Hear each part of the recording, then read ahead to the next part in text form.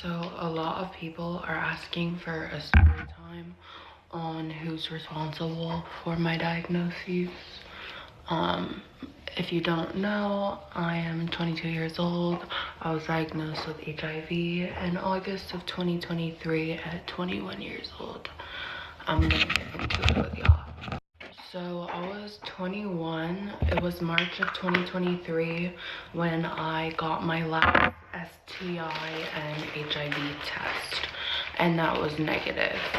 I had just turned 21. I was outside. I was doing my thing. No shame. And that's where the first problem comes in, is that no shame.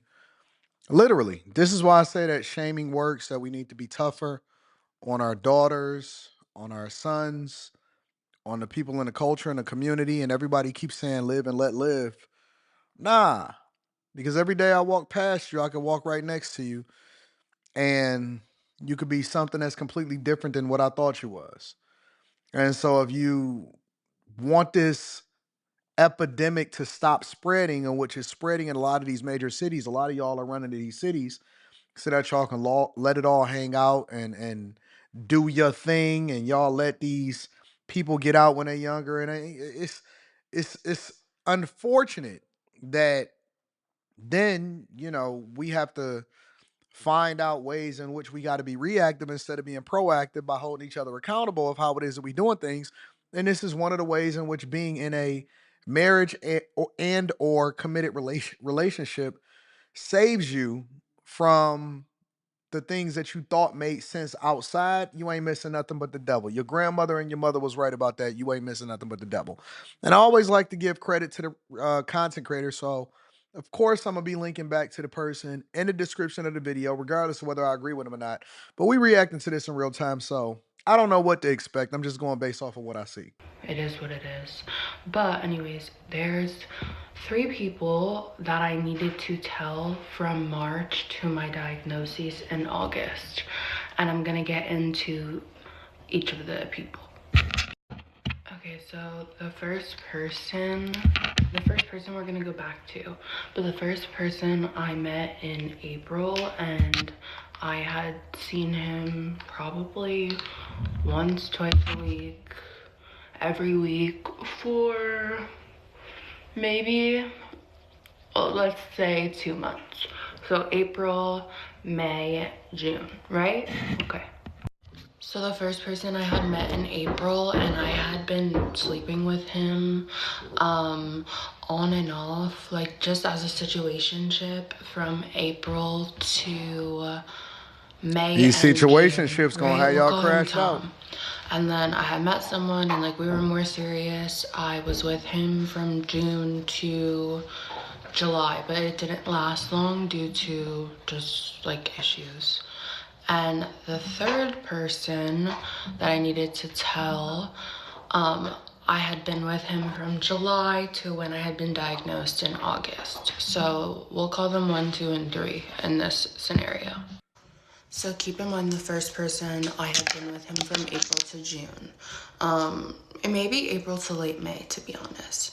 But late June, I started to develop a fever. I had 105 fever for 7 days straight. I went to the ER, and I was not tested for HIV because I didn't meet the HIV standard, which is being gay or using drugs. I'm straight. I need to emphasize that. So anyways, had 105 fever for a week straight, and after that I just got sicker and sicker and sicker, and I had been in and out of the hospital. I got my timelines mixed up because they be distracting us by doing all of this makeup junk and all of this skin routine care stuff. I get distracted. Was there overlap between the three? Hmm. Doctors, nobody knew what was wrong with me, Of course, it's right? overlap. So Outside doing your thing.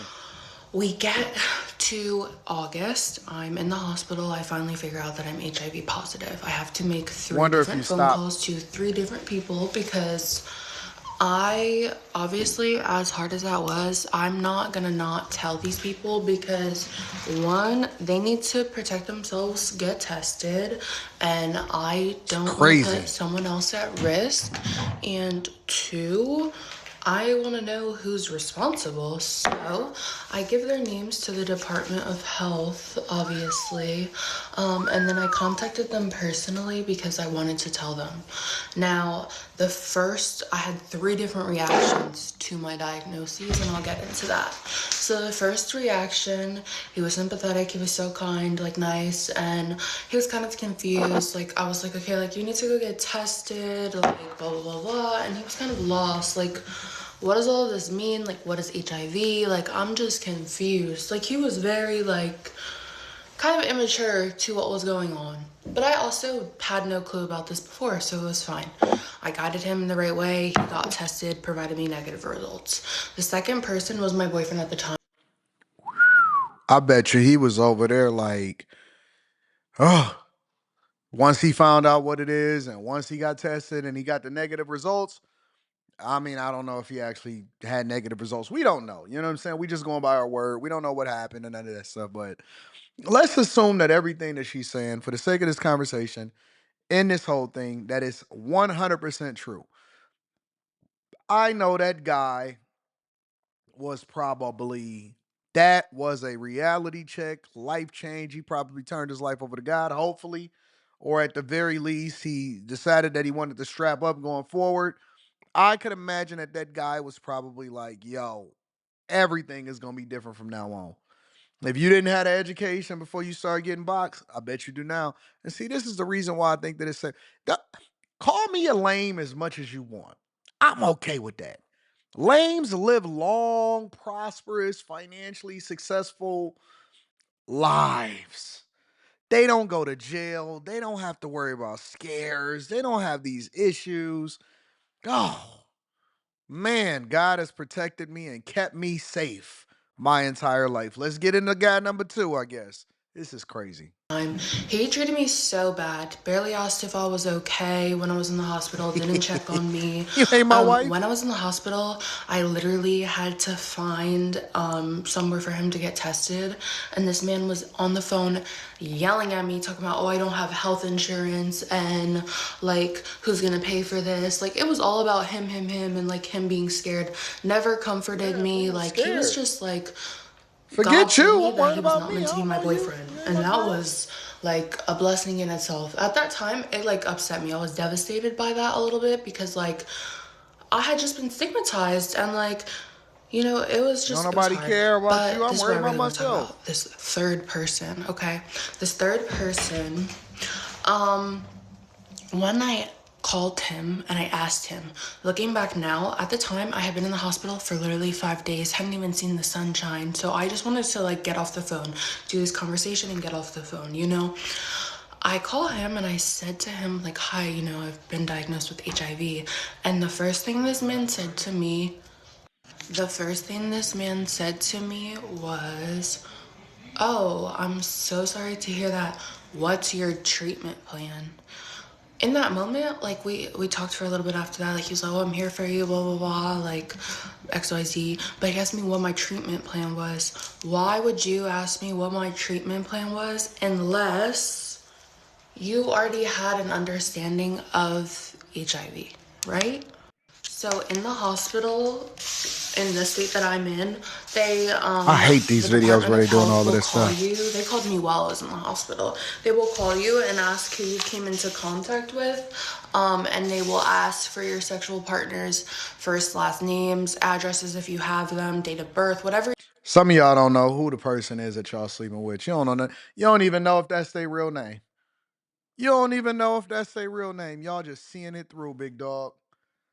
I guarantee you there's a lot of people that don't even care whether they have it or not. They just gon' see it through. You have pertaining to these people so they can one contact them as well and let them know, but two, like it's a health risk. Like these people need to be aware of my Y'all parents gotta status be because I so came into contact disappointed. with them point blank period. So I gave this information to the health department, and this third person that I asked, he was also the only person who literally could not provide me a negative test result. I asked him twice, he ignored me.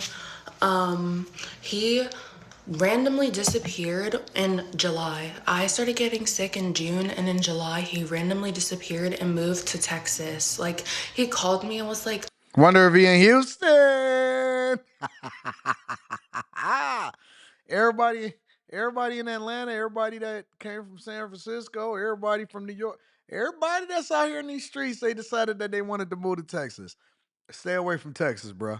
come see me, like, I'm leaving in 2 days. Like, and I was like, no, I'm good. Like, kind of get off that. Like, I just didn't want any parts in him at that point. And I thought it was weird that he randomly abruptly moved. Like, it was just odd. His life was New so city, new town, established here in baby. Tampa. Like, I didn't understand it. But I didn't think much of it because at the end of the day, it didn't affect me in that moment. Later, I realized now that he's in a different state and the laws are so different, there was nothing I could do. I called lawyers, I talked to doctors, I asked so many people, like, is there anything more that I can do? And nobody could really help me. So that was really it as far as who's responsible. I don't necessarily know that he was responsible. My gut says that he was responsible, but I just like was kind of at odds with that, and I ultimately chose peace for my own sake, Mm. and that's my story. Buckle up, Buttercup. Yep, not only do the pool got piss in it, but it got shit in it too. Real talk. Be careful, y'all. I'm telling y'all, I know that y'all don't like the fact that Unc be on y'all and I be trying to keep y'all safe. And I'm hard on y'all and I shame y'all, but it's for your own sake and it's for your own good. And those that take heed to it and take warnings to it, you'll be blessed as a result of it and live a long, fruitful, peaceful, prosperous life. And those of y'all that don't, good luck with your treatment plan. Let me know what y'all think inside of the comments. Make sure y'all tap into the Patreon. Link is in the description. Teach Hanley, 40% off your first order plus 20% off of life. It's rough out here, bro. It's rough out here.